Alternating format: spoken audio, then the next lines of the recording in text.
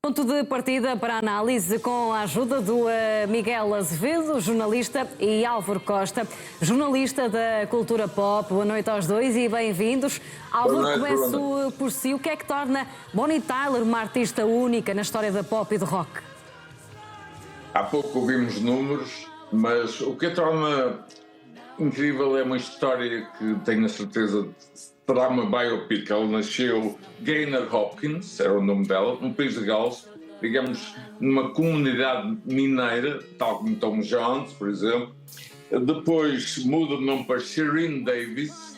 Isto porquê? Porque havia a Mary Hopkins, que é, obviamente, a autora preferida dos Beatles a solo, e a história é fabulosa porque ela tem um azar que é quando se inicia, meados de 70, né, como artista discográfica, é na altura da morte de Elvis Presley.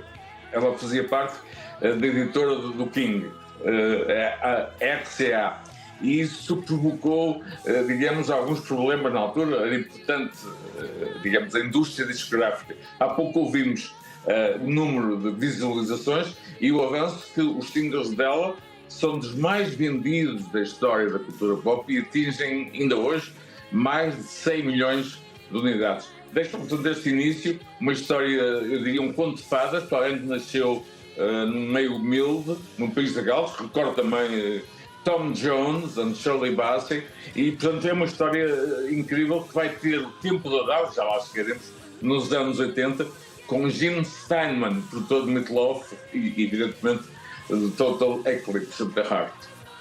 A voz rouca de Bonnie Tyler acabou por se tornar uma assinatura artística. Até que ponto essa identidade vocal mudou a música dos anos 80?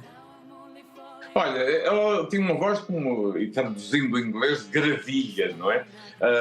Há comparações com Rod Stewart, evidentemente, no seu apogeu, e não é por acaso que hoje Rod Stewart, de uma forma, eu diria, de grande dimensão, publica um reel. Há outro nome, que eu por acaso conhecia, uma das pessoas mais simpáticas de Hollywood e músico também, Kevin Bacon, que não se lembra de Footloose, que é um sucesso que toda a gente esquece, que é o Holding Out for a Hero.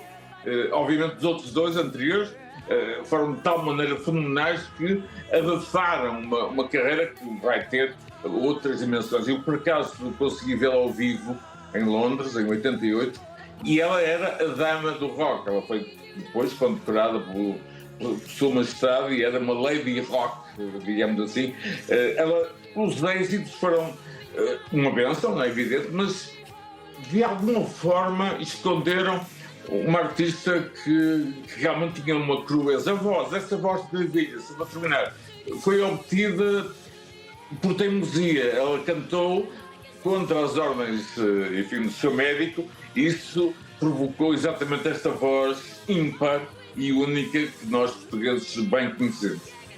E a Miguel Azevedo, Bonnie Tyler escolheu viver grande parte da sua vida no Algarve.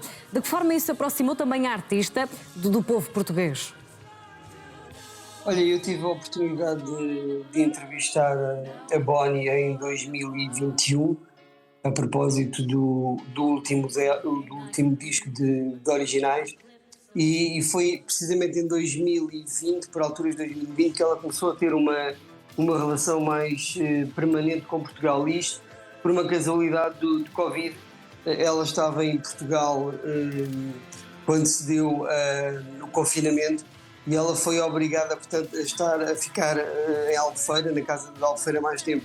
E curiosamente ela na altura dizia-me algumas particularidades, que pela primeira vez tinha virado dona de casa, que pela primeira vez tinha perdido o medo do mar e tinha aprendido a nadar, precisamente em Portugal, isto aos 69 anos, dizia-me ela.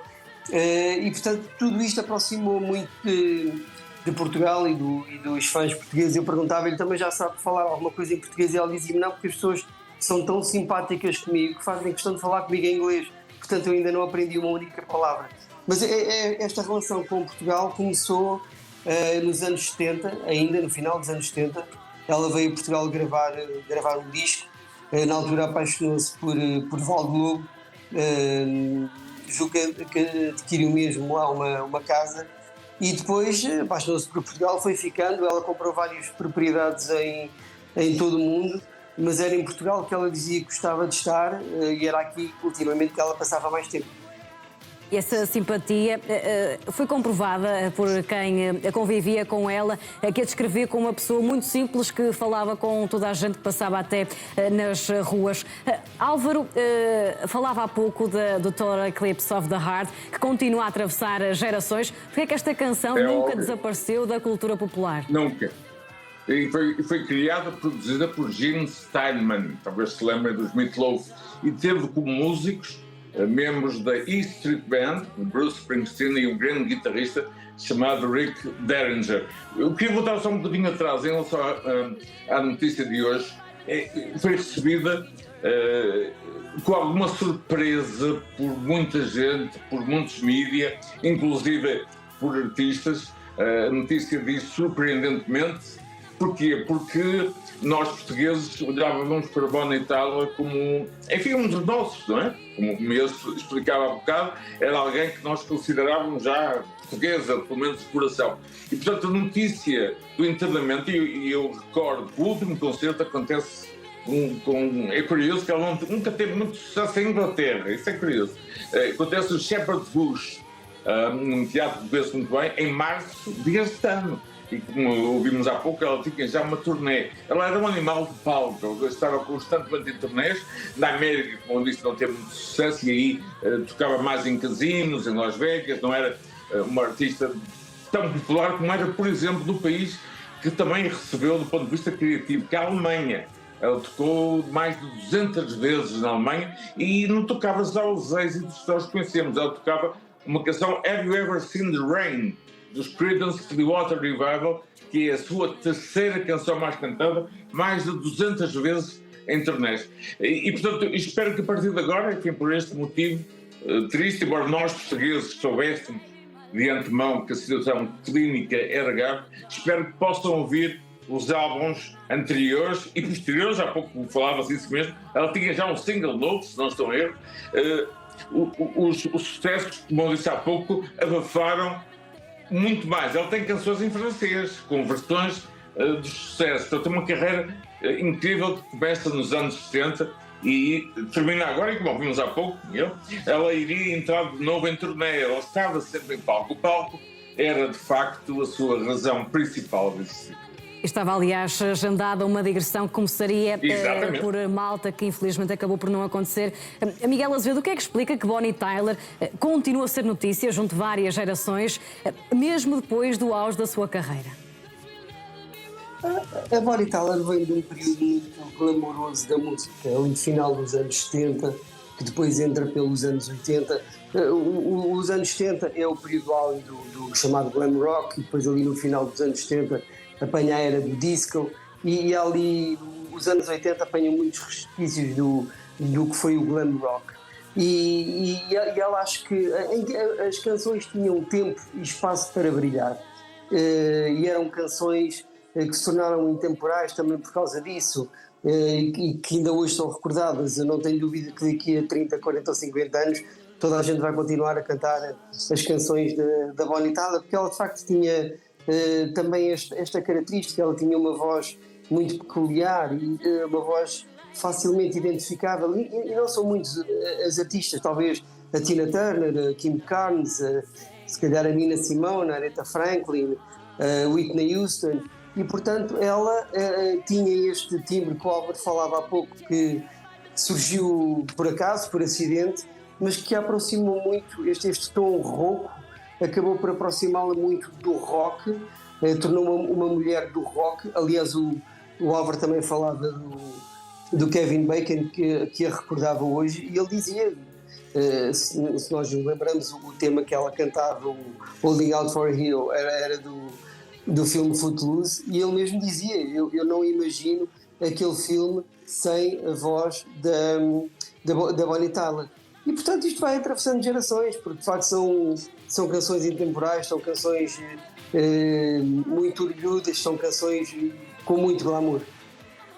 E Álvaro, Bonnie Tyler pertence aqui à geração das grandes vozes femininas dos anos 70 e 80. Onde é que a colocaria? Exato, Ao lado de Tina Turner, Cher ou até da Bonnie Raitt? Exatamente, até por uma questão de produção. Eu falei há pouco de Gene Steinman, o Miguel falou de outros nomes. Tina Turner, por exemplo, foi alguém que também passou por um período difícil e recupera exatamente da mesma altura. Bonnie Raitt tinha realmente uma forma única de cantar e como ele dizia há pouco, há que redescobrir muita coisa. Ele tem 18 álbuns.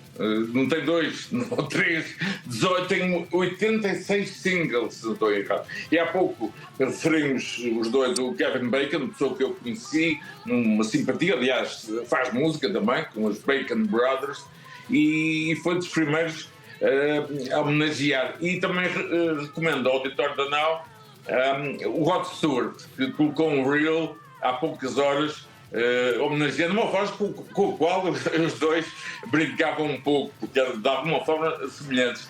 Mas as origens dela, portanto, País de Gales, uma pobreza, não é?